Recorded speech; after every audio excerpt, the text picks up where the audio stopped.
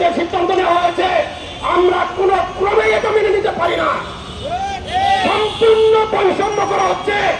আপনারা প্রকৃত যারা যুদ্ধের ময়দানে ছিলেন, যারা প্রকৃতভাবে আহত হয়েছি, আপনারা যদি 100 লোকের মতামত দেন তাহলে এই আহতদের জন্য বৈষম্য করা হচ্ছে। আপনারা এই অবশ্যই মতামত নিয়ে এই ঘোষণাটা দিলে ভালো হতো। আমরা 4 লাখ, 3 লাখ, 2 লাখ, 1 লাখ বুঝি না। আমাদেরকে যথেষ্ট সম্মানে সম্মানিত করতে হবে। আমরা বেঁচে আছি আল্লাহর কৃপায়, নতুবা আজকে আমরা শহীদ হতে পারতাম। আমাদের আজকে জীবনযাত্রা স্বাভাবিক নেই, আমরা চলতে পারি না। আমরা স্বাভাবিকভাবে আমাদের আত্মীয় স্বজন ফ্যামিলির সাথে আমরা এখন মাথা উঁচু করে দাঁড়িয়ে থাকতে পারি না। কেন রে ভাই? আমরা তো এই সরকার গঠনে ভূমিকা রেখেছি। তাহলে আপনাদের তরফ থেকে যে সিদ্ধান্তগুলো আসবে সেগুলো অবশ্যই এই আহতদের পক্ষে থাকা উচিত ছিল। আমি আর একটা ঘোষণা দিতে চাই, আর একটা আহতদের ভাইদের পক্ষ থেকে জানিয়ে রাখতে চাই, আপনার এখানে যারা আহত ভাই রয়েছেন তারা সবাই শিক্ষিত নয়, তারা গুছিয়ে কথা বলতে পারেন না, কিন্তু অনেক কষ্ট নিয়ে আজকে এই মানববন্ধনে হাজির হয়েছে।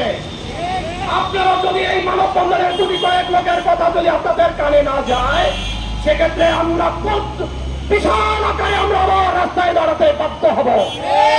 আমরা সবাই আমরা যারা আহত রয়েছি প্রকৃত যুদ্ধের ময়দানে ছিলাম। বারবার করে বলছি, যারা আমরা রাজপথে প্রকৃতভাবে যুদ্ধের ময়দানে ছিলাম, আমরা কিন্তু আবার রাজপথে নামবো। আমাদেরকে কেউ দাবিয়ে রাখতে পারবে না, কেননা আমাদের জন্য বৈষম্য করা হচ্ছে। 4 লাখ, 2 লাখ, 3 লাখ টাকা এটা কোনো টাকা নয়। আরে ভাই, প্রত্যেকটা দুর্নীতিবাদের হাজার হাজার কোটি টাকা হিসাব করে, প্রত্যেকটা দুর্নীতিবাদ কোটি টাকার উপরে হিসাব করে। আহতদের বেলায় 1 লাখ, 2 লাখ, 3 লাখ। যারা যুদ্ধ করেছে, যারা এই বাংলাদেশকে নতুন করে স্বাধীনতা এনে দিয়েছে, যাদের কারণে আপনারা সচিবালয়ে যাচ্ছেন, যাদের কারণে আপনারা সরকারে বসেছেন, তাদের জন্য 2 লাখ, 1 লাখ করে হিসাব করছেন। ভাই, আপনারা পরিষ্কারভাবে ঘোষণা দিতে চাই, আহত যোদ্ধারা সবাই শিক্ষিত নয়, তারা মনের কথা বুঝিয়ে বলতে পারে না।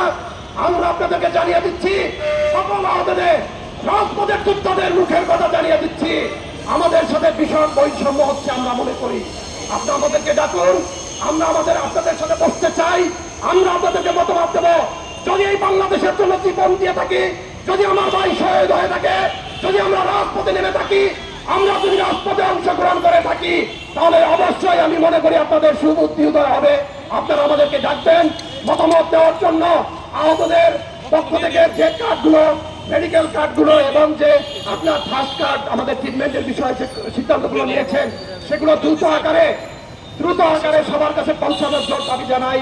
সেই সাথে আমার আহত ভাইয়েরা সারা বাংলাদেশে ভালো নেই, দুটি কয়েক হাসপাতালে রয়েছে, হাসপাতালে এখনো আমরা থেরাপি নিচ্ছি।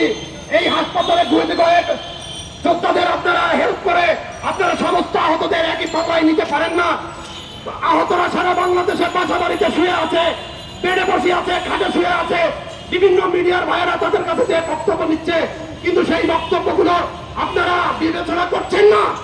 সেই প্রত্যেকটা আহত ভাইয়েরা বাসার থেকে যে ব্রিফিং গুলো দেখছি আমরা, প্রত্যেকটা আহত ভাইরা বাসা থেকে বলছে, ভাই আমি ভালো নেই, আমি কিছু পাইনি।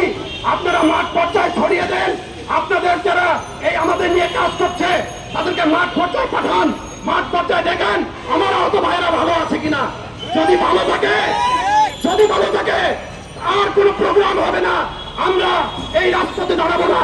কিন্তু আমার আহত ভাইয়েরা প্রকৃত অর্থে ভালো নেই। তারা যারা এখনো বাসা বাড়িতে পড়ে আছে, পা কাটা পড়েছে, বিভিন্ন ভাবে তারা রাস্তায় বেরোতে পারছে না, তারা ভালো নেই। আজকে বাধ্য হয়েছে এই মানববন্ধনে দাঁড়াতে, এবং যে বৈষম্য দেখাচ্ছেন, যে বৈষম্য করে যে সিদ্ধান্তগুলো নিয়েছেন, এগুলো আমাদের হৃদয়ে লেগেছে। আমরা এই ধরনের বৈষম্য দেখতে চাই না।